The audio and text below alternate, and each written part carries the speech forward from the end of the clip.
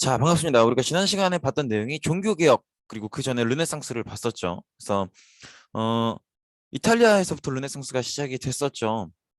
비잔티움 제국이 무너지고, 오스만 제국이 무너지고, 비잔티움 제국의 학자들이 이탈리아로 넘어온 것도 있었고, 그리고 또 이탈리아가, 십자군 전쟁 이후로 유럽이 지중해 무역을 장악하면서 이탈리아, 특히 북부 이탈리아 도시들이 지중해 무역으로 번성한 것도 좀 있었고, 원래 또 고대 로마 제국의 여러 가지 문화적 전통들이 남아 있는 곳이기도 하고, 그래서 이탈리아의 르네상스가 인간 중심적으로 이루어지면서 다양한 작품들, 뭐 보카치오의 데카메론이랄지 아니면 뭐 미켈란젤로, 레오나르도 다빈치, 또 페트라르카, 뭐 이런 작품들, 이런 작가들이 등장했던 모습을 봤었고, 또 이러한 인간을 다시 돌아보자라고 하는 르네상스가 알프스 이북의 유럽으로도 퍼져나갔죠. 그래서 알프스 이북의 유럽에서는 조금 더 비판 중심적인 그런 르네상스가 진행이 됐던 게 기억이 나실 거예요.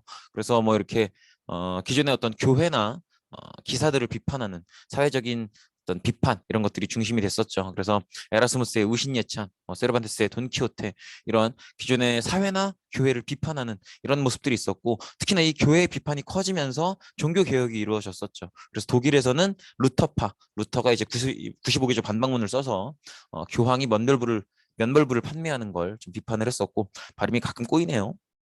그리고 스위스에서는 칼뱅이 예정서를 주장하면서 종교개혁을 시도했었고요. 또 영국에서는 헨리 8세가 영국 국교회를 세우면서 영국에 있는 교회들은 더 이상 이렇게 교황을 따르지 않겠다, 뭐 이런 종교개혁을 시도했었죠. 그래서 기존의 로마 카톨릭과 새로운 뭐 루트파가 됐든 칼뱅파가 됐든 신교도들이 여러 지역에서 전쟁을 벌이게 되죠. 그래서 뭐 그런 부분들 기억이 나실 겁니다. 독일에서의 슈말칼덴 전쟁도 그렇고, 거기서 아우크스부르크 화의가 맺어져서 작은 지도자를 중심으로 종교가 결정이 되고, 뭐 그런 부분들. 프랑스에서는 뭐 성 바르톨로메 학살 사건 이후로 낭트 책령을 앙리 4세가 내리게 되고, 낭트 지역에서만큼은 신교를 믿을 수가 있었고, 또 네덜란드가 에스파냐로부터 독립을 하게 되고, 뭐 그런 부분들 기억이 나실 겁니다. 그리고 최종적으로 이제 독일에서 한 번 더 30년 전쟁이 벌어지면서 베스트팔렌 조약으로 결론을 맺게 되는 그런 부분들이 아마 기억이 나실 텐데, 이제 이번 시간에 배울 내용은 신항로 개척이라는 내용이에요. 신항로 개척. 말 그대로 하면 이제 새로운 항로를 개척한다는 건데, 우리가 십자군 전쟁 이후로 유럽의 산업 트렌드 자체가 바뀌었다는 걸 이미 배웠어요. 그죠? 그래서 유럽이 물론 십자군 전쟁 전체는 모두 1차 빼고 다 실패를 해서 교황의 권위도 떨어지고 기사나 제후의 권위도 떨어졌지만 지중해 무역권만큼은 얻어왔다고 했었죠. 그래서 상업이 성장하고 도시가 발달하고, 그리고 또 시민들이 성장하면서 시민들이 영주로부터 자유로워지고, 또 도시의 자치권도 얻어내고, 이렇게 상업이 점점점 발달하는 모습을 보였는데, 이 상업이 아주 발달하다 아예 새로운 세계를 개척하는 그런 수준으로 나아간 거라고 보시면 돼요. 그래서 십자군 전쟁 때 지중해 무역권을 얻어내면서 발달하기 시작한 상업, 그 연장선에서 이해하셔도 좋을 것 같아요. 근데 이제 지중해 무역에 그치지 않고 지중해 무역에서 더 멀리 나아가게 된 거죠. 그래서 더 이상 지중해 안에서만 노는 게 아니라 새로운 항로를 개척해보자, 이런 움직임이라는 거 한번 생각해 보시면 되겠고, 역시 지리적 배경은 지금 보고 계신 빨간 박스인데, 좀 더 자세히 보면 어, 신항로 개척은 원래는 이 지역에서 시작을 해서 유럽 전체로 확산되어 가는 그런 움직임이에요. 근데 왜 이 지역, 이베리아 반도, 포르투갈, 스페인 이 지역에서 시작을 했을까를 한번 생각해 보시면 좋을 것 같아요. 왜냐하면 한번 이 지도를 보시면 느낄 수 있지 않을까요? 잠깐 일시정지 누르시고 한번 스스로 생각해 보셔도 괜찮을 것 같아요. 왜일까요? 왜냐하면 스페인이나 포르투갈, 특히나 포르투갈, 뭐 스페인도 마찬가지고요. 이 나라들은 지중해에서 되게 왼쪽으로 치우쳐져 있잖아요. 그러니까 소외될 수밖에 없다는 거죠. 그래서 우리가 지난 유럽의 상업이 발달하는 그때 성장했었던 핵심 도시들을 봐도, 뭐 북부 이탈리아 도시, 그다음에 프랑스의 상파뉴, 그다음에 북유럽의 뭐 프랑드르 지방, 이런 도시들을 봤었는데, 이쪽 이베리아 반도의 포르투갈이나 스페인 쪽엔 그렇게 성장한 도시가 없었어요. 이 얘기는 뭐냐면 지중해 무역에서 많이 소외되어 있기 때문에 포르투갈이나 스페인 같은 경우는 지중해 무역이 아닌 다른 대안이 필요했다는 거죠. 그래서 지중해 무역 말고 다른 항로를 개척하게 된 거예요. 그래서 포르투갈과 스페인이 먼저 새로운 항로를 개척하고, 그 분위기가 이제 유럽에서 확산되기 시작한 거죠. 그렇게 생각을 하시면 좋겠습니다. 천천히 한번 보도록 하죠. 그래서 대항해 시대가 열리다, 즉 큰 규모로 항해하는 그런 것들이 트렌드가 되는 시대가 열린 거죠. 그래서 신항로 개척의 배경은 우리가 앞서서 말한 것처럼 십자군 전쟁을 계기로 유럽이 지중해 무역을 장악하게 되면서 지중해 무역의 규모가 굉장히 커졌는데, 그러면서 또 이제 아시아권 동방의 어떤 향료라든지 뭐 이런 것들, 동방에서 나오는 물건들에 대한 관심과 수요가 늘어났어요. 수요라고 하는 건 원한다, 필요하다 이런 거예요. 특히나 후추에 대한 필요가 많이 늘어났는데, 후추는 뭐 다들 아시죠? 고기에 뿌려 먹는.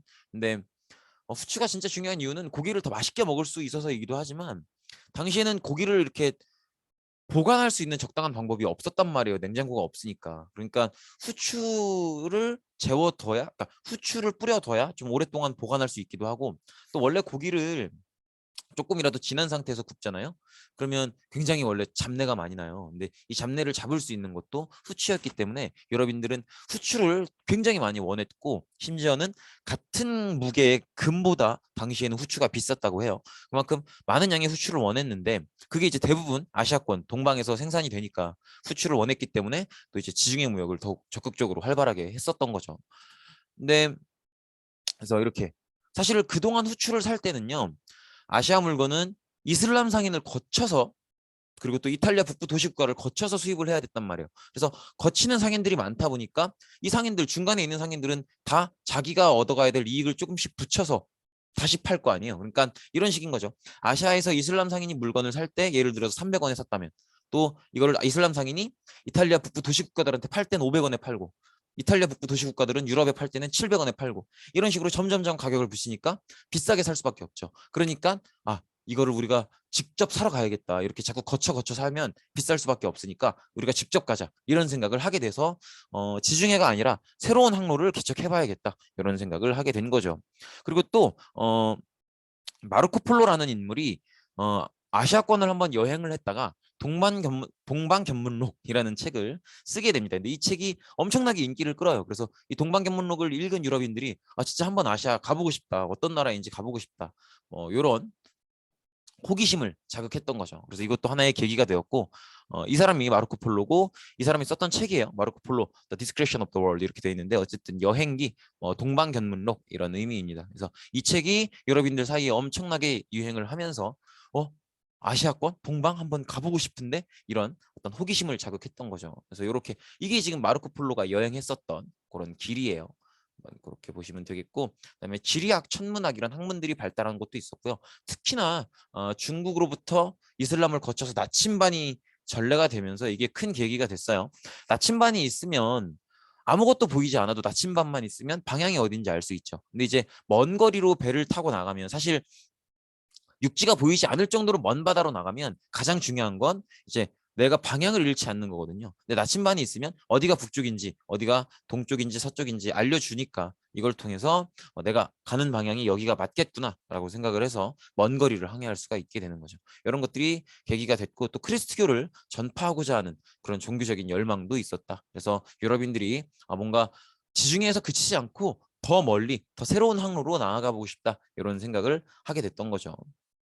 그리고 특히나 아까 얘기했다시피 이베리아 반도에 있는 그동안 오랫동안 이슬람 세력에게 빼앗겨 왔었던 이 지역을 이제 재정복 운동이라는 걸 통해서 기독교권으로 다시 되찾아오게 되죠. 그리고 기독교권으로 되찾아온 다음에 세워진 나라들이 포르투갈, 그리고 에스파냐, 스페인이죠. 이런 나라들인데, 이 나라들이 이제 재정복 운동을 끝내고 이 지역을 차지하고 나서 이렇게 쭉 지내 보니까 자신들이 지중해 무역권에 좀 소외되어 있는 거예요. 그래서 지중해 무역권 말고 우리의 무역을 할 수 있는 새로운 항로를 찾아야겠다. 특히 이 포르투갈과 에스파냐, 이 나라들이 더 그런 생각을 했던 거죠. 그래서 요게 이제 재정복 운동이죠. 그동안에 이슬람 세력으로 있었던 이 지역을, 여기가 이제 이베리아 반도고요. 이 지역을 되찾겠다는 게 재정복 운동이었죠. 재정복 운동을 통해서 이렇게 많은 나라들이 생겨나게 되고, 결국에는 이 지역을 완전히 찾아내게 돼서 이제 포르투갈과, 지금은 카스티아 왕국, 아라곤 왕국 이렇게 돼 있는데, 카스티아 왕국과 아라곤 왕국이 합쳐져요. 그래서 여기 이제 에스파냐가 되고요. 에스파냐랑 스페인이랑 같은 거예요. 스페인이 되고, 그리고 포르투갈, 스페인 이 두 개의 나라가 이베리아 반도에 들어서게 되죠. 그래서 이 나라들이 아무래도 지중해 무역에 소외되어 있다 보니까 가장 먼저 앞장서서 신항로 개척을 하게 됩니다. 그래서 포르투갈의 목적은 뭐 포르투갈이나 에스파냐나 목적은 수출을 얻기 위해서 인도로 가는 거예요. 근데 특이한 건 이 두 개의 나라가 좀 가고자 하는 방향이 달라요. 그러니까 방법이 다른 거죠. 그래서 포르투갈은 아프리카의 남단이었던 희망봉을 거쳐서 인도로 가는 항로를 개척했고요. 그다음에 에스파냐는 완전히 서쪽으로 가서 서인도 제도에 도착해서 그쪽 방향으로 가는 그런 방법을 택했던 거죠. 그래서 사실은 그동안에는 상식적인 방법은 이제 아프리카 남단을 돌아가는 게 맞다라고 누구나 다 생각을 했어요. 그런데 너무 멀고, 그리고 아프리카 남쪽으로 내려가는 방향을 생각을 안 해본 건 아니지만 끝이 없이 계속 남쪽이 길이 이어지고 돌아가는 길이 안 나오니까 정말 끝이 없는 게 아닐까? 이렇게 생각을 해서 시도를 쉽게 못하고 있었던 거죠. 근데 그걸 끝끝내 시도를 했던 게 포르투갈이었고, 그리고 에스파냐는 포르투갈이 가는 방향이 아닌 다른 방향을 원했는데 그걸 다른 방향을 제안했던 게 이제 콜럼버스예요. 그래서 콜럼버스가 서쪽 방향으로 쭉 나아가서 서인도 제도에 도착하게 되고, 그리고 어 결국에는 나중에 시간이 흘러서 마젤란 함대가 세계 일주를 성공하게 되는데, 이 순서들은 뒤이어서 한 번 더 보게 될 거예요. 자, 천천히 한번 보면 일단 어, 가장 먼저 신항로 개척에 나섰던 항해자는 바르톨로뮤 디아즈라는 인물이에요. 이 이름들 다 기억하셔야 돼요. 바르톨로뮤 디아즈는 포르투갈의 지원을 받았고요. 특히나 당시의 왕자였던 엘리케 왕자의 지원을 많이 받았어요. 그래서 이 사람의 방법은 아프리카 남쪽을 쭉 돌아 나간다는 거였어요. 그래서 아프리카 남쪽을 쭉 가는데 예전에는 아이고 엔간치 내려가도 끝이 없으니까 이게 쭉 남쪽으로, 여기가 포르투갈이죠. 여기가 포르투갈인데 쭉 내려가 보다가 어유 너무 먼데 이러고 포기하고, 쭉 내려가 보다가 어유 너무 먼데 이러고 포기하고 이랬었단 말이에요. 근데 맘먹고 한번 내려가 본 거죠. 맘먹고 쭉 여기까지 계속 내려가서 여기까지 결국 와요. 오는데 여기서 희망을 봐요. 서쪽으로 가는 길이 있네. 계속 남쪽으로만 이어지는 건 아니네. 이쪽으로 바다가 뻗어져 나가네라는 걸 보기는 보는데 여기서 엄청난 폭풍을 만납니다. 여기서 엄청난 폭풍을 만나서 결국에는 항해를 더하지 못하고 돌아오게 돼요. 그래서 그걸 보고를 할 때 저는 새로운 봉우리를 받고 그쪽에서 더 동쪽 방향으로 나아가는 바다가 뻗어져 있는 걸 보기는 봤습니다. 근데 가보지는 못했습니다. 근데 어쨌든 남쪽으로만 계속 이어지는 게 아니라 동쪽으로 쭉 뻗어나가는 그런 바다를 보기는 봤는데 폭풍을 너무 심하게 만나서 그냥 돌아왔습니다. 이렇게 보고를 해요. 근데 이때 이 보고를 받은 왕자 엔리케가 너는 힘들었겠지만 우리는 희망을 본 거다라고 해서 요 아프리카 남단에 있는 봉우리의 이름을 희망봉으로 짓게 됩니다. 그리고 포르투갈은 요 아프리카 남쪽을 돌아서 동쪽으로 가는 방향을 계속 개발을 했던 거죠. 그 포문을 열었던 게 바르톨로뮤 디아즈다. 이렇게 보시면 될 것 같아요. 그다음에 포르투갈이 먼저 이렇게 시작을 했으니까 에스파냐도 밀릴 수가 없겠죠. 그래서 에스파냐가 고민을 하고 있는데 그때 찾아온 게 콜럼버스예요. 이 인물, 너무 유명한 인물이죠. 그래서 콜럼버스는 에스파냐의 지원을 받았고요. 콜럼버스는 완전히 생각이 달랐어요. 왜냐면 옛날 고대 그리스의 책들을 보면 지구는 둥글다고 되어 있거든. 그러니까 아프리카 남쪽으로 돌아갈 게 아니라 아예 서쪽으로 쭉 가면 지구는 둥그니까 언젠가 인도를 만날 거다. 이렇게 생각을 했던 거죠. 그래서 실제로 설득을 해서 어, 여기가 지금 이제 에스파냐잖아요. 그래서 정말 그냥 서쪽으로 쭉 가요. 쭉 가서 새로운 땅을 만나요. 그리고 콜럼버스는 죽을 때까지 여기가 인도인 줄 알았어요. 인도인 줄 알고 이제 돌아가서도 새로운 땅을 발견했습니다. 뭐 이런 식으로 보고를 했던 거죠. 그리고 콜럼버스 다음에 다시 신항로 개척에 업적을 남겼던 건 바스코 다가마라는 인물인데요. 이 인물이에요. 근데 이 인물은 포르투갈의 지원을 받았고, 포르투갈의 지원을 받았으니까 어느 방향으로 갔겠어요? 아프리카 남단으로 돌아갔겠죠. 그래서 바르톨로메 디아즈는 하지 못했었던 희망봉을 넘어서서 결국 인도에 가는데 성공을 하게 됩니다. 그래서 포르투갈은 어떻게 보면 바스코 다가마를 정점으로 목표를 달성한 거죠. 인도를 가는 게 목적이었으니까. 그래서 다가마, 다 갔다 이렇게 생각하시면 될 것 같아요. 그래서 이렇게 바스코 다가마 때 결국 희망봉을 돌아서 인도에까지 도착했다 이렇게 보시면 될 것 같고, 그 다음에 아메리고 베스푸치라는 인물이 이제 어, 콜럼버스가 갔던 방향을 그대로 가봐요. 왜냐면 아메리고 베스푸치는 콜럼버스랑 생각이 조금 달랐어요. 어, 콜럼버스가 발견했던 그 대륙이 아마 인도가 아닐 거다라고 생각을 했던 거죠. 그래서 몇 차례 탐험을 한 끝에 거기는 콜럼버스는 인도라고 생각해서 거기 이름을 서인도 제도라고 붙였지만 거기는 인도가 아니라 그동안 유럽인들이 모르던 새로운 신대륙인 것 같다 이렇게 결론을 내립니다. 그래서 아메리고 베스푸치, 지금 우리가 미국을 아메리카라고 부르잖아요. 이 아메리카라는 단어 자체가 이 인물 이름에서 나온 거예요. 그래서 아메리고 베스푸치 꼭 기억하시면 좋을 것 같습니다. 이 사람이 아메리고 베스푸치예요. 그리고 마젤란, 사실 마젤란이 신항로 개척의 끝이에요. 끝판왕이에요. 왜냐면 지구를 한 바퀴 돌았거든. 이 사람이 마젤란이고요. 세계 일주를 해버립니다. 그래서 이런 식으로 지금 항해 방향을 보면 아프리카 남쪽으로 이렇게 돌아가는 게 아니라 이쪽으로 가고 있죠. 그럼 누구의 지원을 받았겠어요? 어, 에스파냐의 지원을 받았겠죠. 그래서 지구를 한 바퀴 돌아서 다시 에스파냐로 돌아오는 모습을 보이고, 근데 마젤란 본인은 못 돌아와요. 어서 못 돌아온 여기서 이렇게 점선으로 찍히는 이유가 그건데, 여기가 이제 필리핀이에요. 필리핀에서 라프라프 전투라는 전투를 겪으면서 본인은 죽고요. 남아 있는 함대원들이 이제 돌아와서 보고를 하게 되죠. 비록 이제 저희를 이끌었던 선장님께서는 마젤란 선장님께서는 돌아가셨지만 어쨌든 지구 한 바퀴를 돌고 돌아왔습니다. 이렇게 보고를 하게 되는 거죠.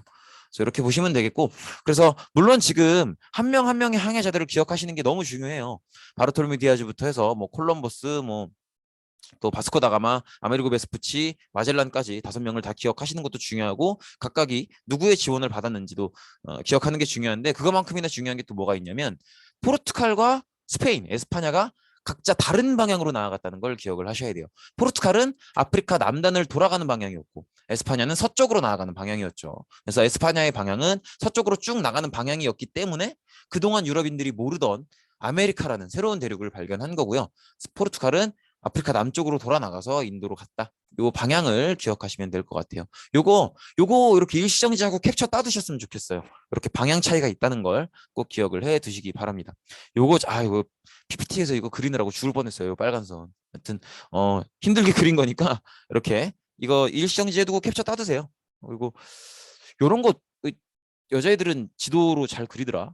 저는 그런 걸 잘 못해서. 어쨌든 그렇고, 그래서 중요한 건 뭐냐면 이 포르투갈이나 에스파냐가 했었던 신항로 개척 그 이전에는 무역의 중심이 지금 보시는 것처럼 지중해였잖아요. 그래서 십자군 전쟁 이후로 쭉 지중해가 무역의 중심지였는데 이제 무역의 중심지가 지중해에서 대서양으로 옮겨가게 된 거죠. 그래서 요거를 중요하게 생각을 하셔야 돼요.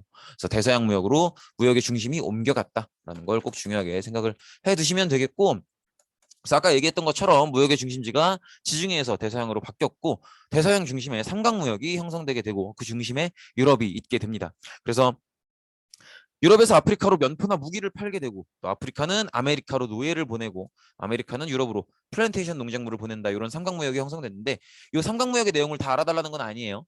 그냥 무역의 중심지가 그동안에 지중해에서 신항로 개척 이후로 대서양으로 바뀌었다는 것만 기억하시면 돼요. 근데 사실 자연스러운 거잖아요. 그동안 지중해에서 무역을 했는데 신항로를 개척한대요.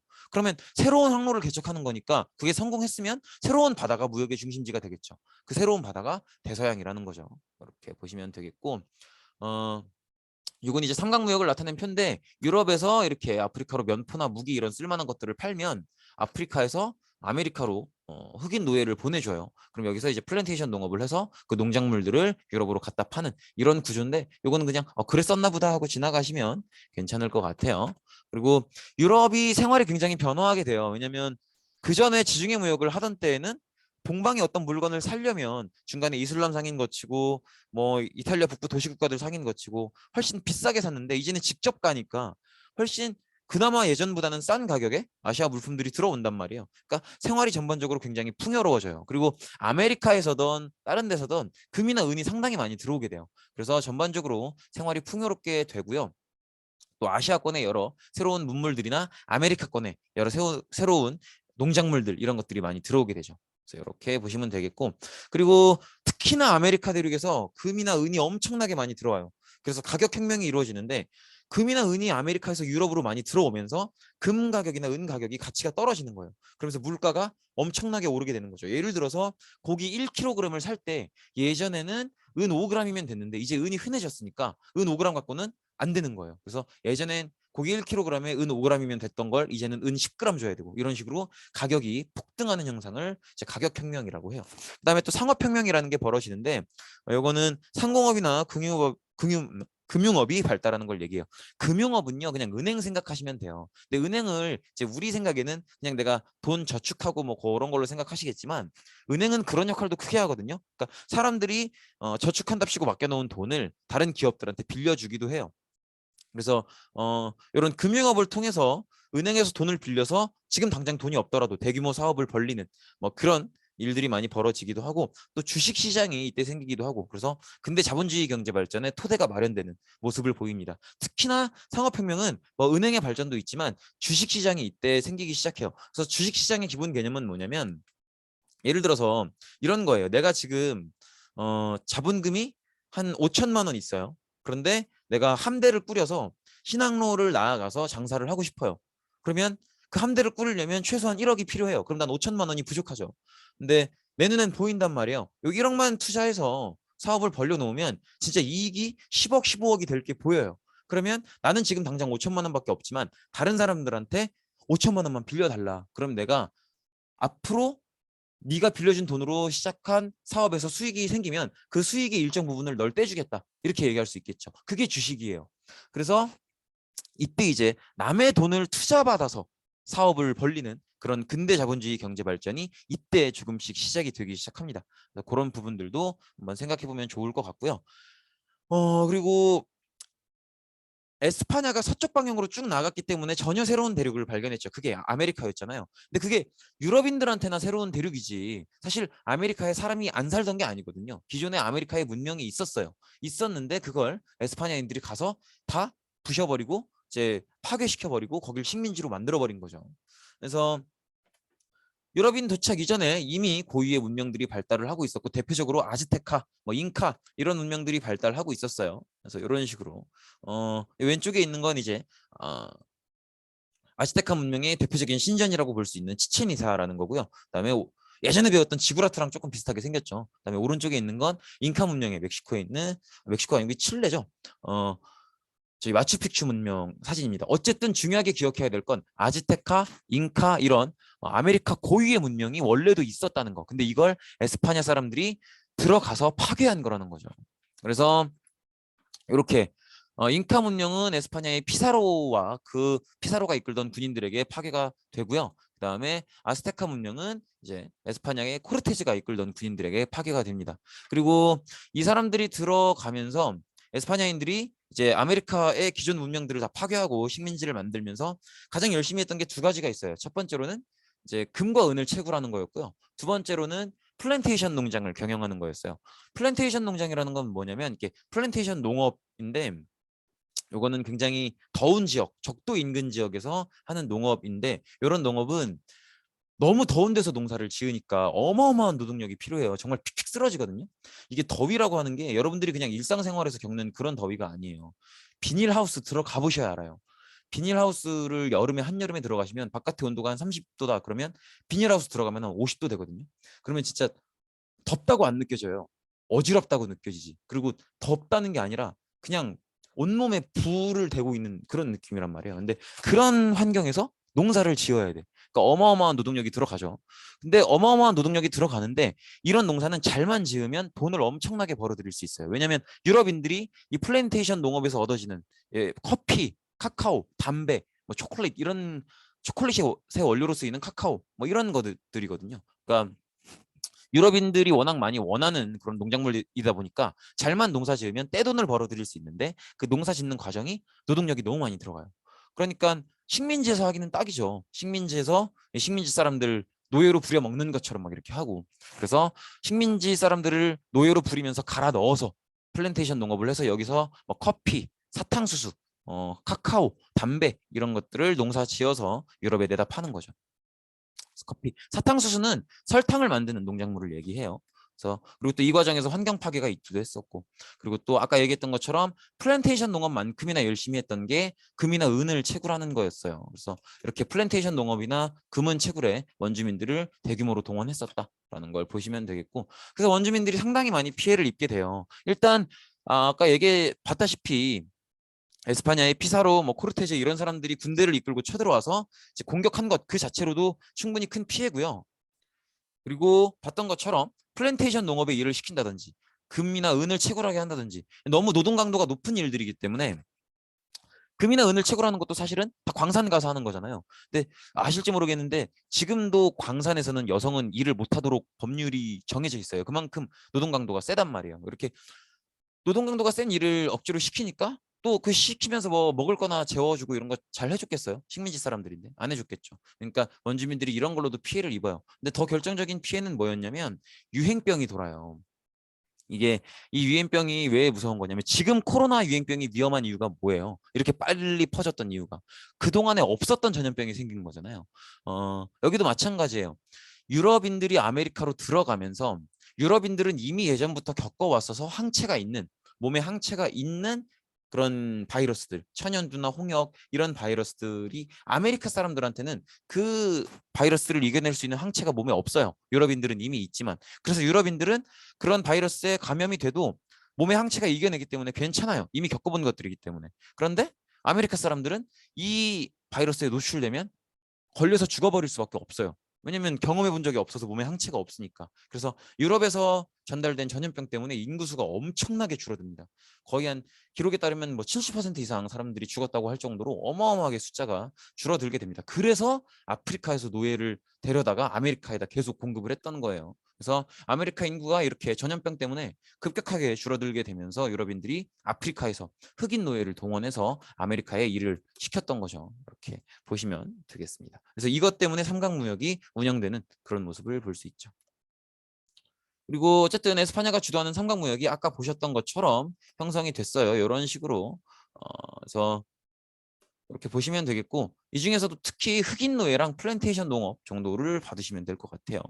그래서 아까 보셨던 이런 장면들이 에스파냐를 당연히 에스파냐가 주도하는 게 맞겠죠. 왜냐하면 포르투갈은 아프리카 남단을 돌아서 인도로 바로 갔으니까. 근데 에스파냐는 인도로 가지 않고 새로운 대륙을 발견했으니까. 그래서 에스파냐 주도로 이런 대서양 중심의 삼각무역이 형성이 됐었고 또 포르투갈을 중심으로 아시아의 거점 무역이 형성이 됐었다. 그래서 이렇게 보시면 될 것 같아요. 실제로 인도에서 출발하는 그런 여러 가지 향신료 무역들, 후추나 이런 것들, 이런 무역을 독점했던 건 포르투갈입니다. 이렇게 보시면 될 것 같아요. 그래서 포르투갈은 이렇게 중간중간에 무역 거점을 정해두고 인도와 교역을 했었고 에스파냐는 삼각무역을 이 아메리카를 끼고 주도했었다. 이렇게 보시면 되겠죠. 그리고 이 이후에도 네덜란드, 뭐 영국, 프랑스 이런 유럽의 각국들이 이런 무역에 진출했었다. 그래서 이때부터 비로소 진정한 의미의 세계사다 이런 얘기를 해요. 그래서 전 세계를 연결하는 세계적 교역망이 형성되었다라는 걸 받으시면 되겠습니다. 그리고 또 아시아의 향신료, 뭐 비단, 차, 뭐 이런 것들이 새롭게 들어오고 또 아메리카에서 감자, 담배, 옥수수, 토마토 이런 것들이 들어오면서 유럽인들의 생활도 많은 변화를 가져왔다. 이렇게 보시면 될 것 같아요. 네, 고생 많으셨습니다. 오늘은 여기까지입니다.